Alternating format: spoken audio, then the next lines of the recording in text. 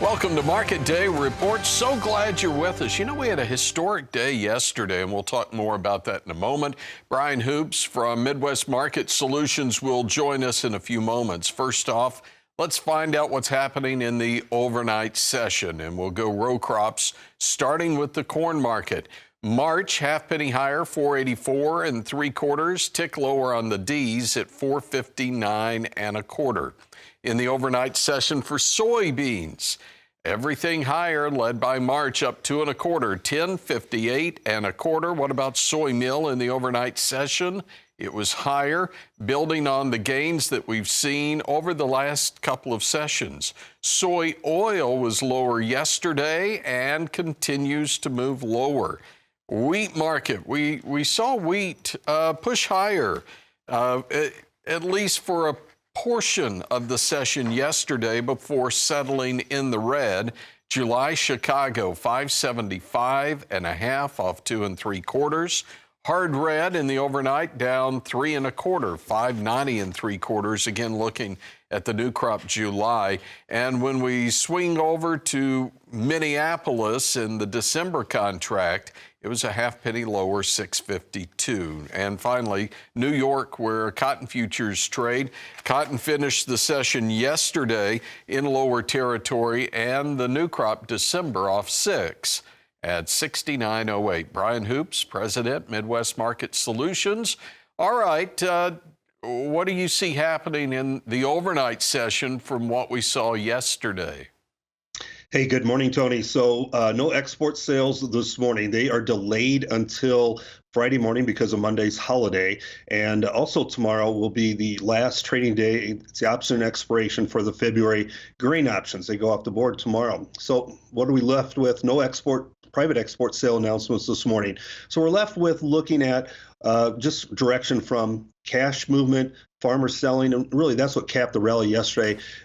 You look at the basis levels for corn and soybeans starting to weaken quite a bit.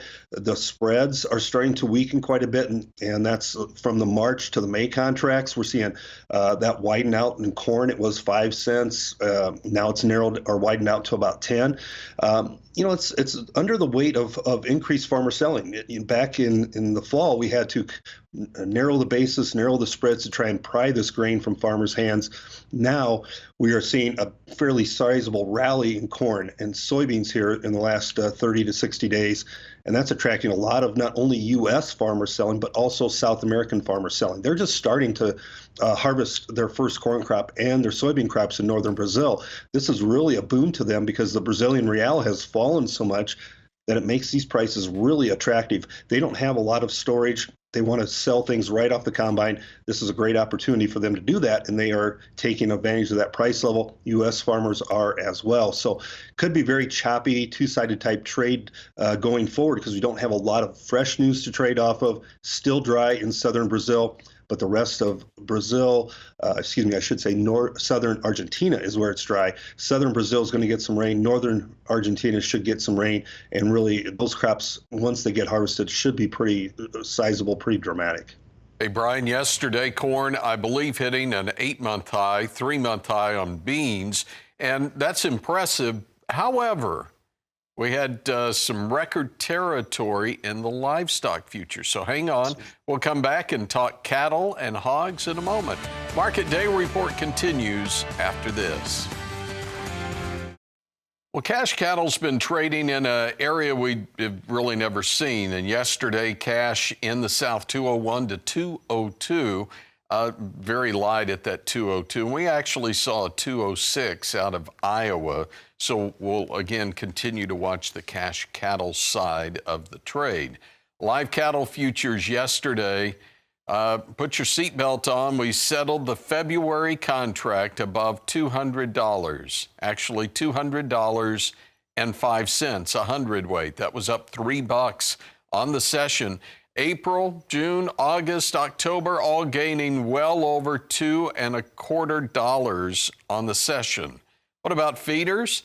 January, 277.05, and that was 52 off the day's high, settling 265 higher and 582 higher on the March at 273.07. Why is that important? Well, because we made all-time highs yesterday in both live and feeder cattle.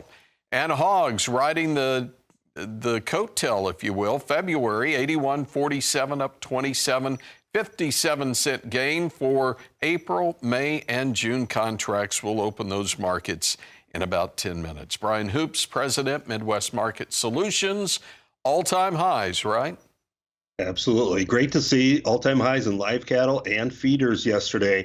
And, we're probably going to see additional highs at some point in 2025. The numbers really get the tightest, or expected to, in the second quarter of this year. So as long as demand remains strong, there's no reason to think we won't continue to see additional gains. Now, are we likely to see pullbacks along the way? Absolutely. We saw a big surge in values yesterday. The cash markets were premium to where the futures were, not only in February live cattle, but also January feeders. And that discount to the cash markets, that's very supportive and very bullish. Now, we narrowed up a lot of that yesterday. We may need to narrow some more of it today, but the cash markets and the live cattle not increasing this week. And with the cutout values weakening, that puts a little bit of a pinch on the packer margins. So they're not apt to pay a lot higher cash markets. They may not pay much higher in the Southern Plains this week than what the 201 that we've seen already traded. We might actually start to see some pullbacks in the next week or so. We have a cattle on feed report out tomorrow afternoon, as well as cold storage.